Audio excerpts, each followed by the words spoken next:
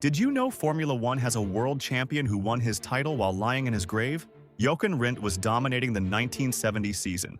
The Austrian driver was leading the championship by a huge margin in his black and gold Lotus. Victory seemed certain with just a few races left. But during practice at Monza, disaster struck.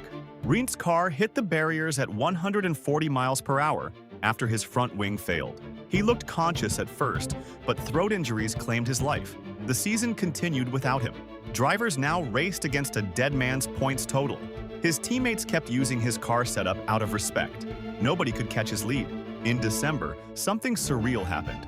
Rindt's widow Helen walked onto the stage to collect the World Championship trophy. Her husband had been dead for 3 months, but he was officially Formula One's champion. Jochen Rindt remains the only posthumous world champion in Formula One history, a ghost who won the greatest prize in motorsport from beyond the grave.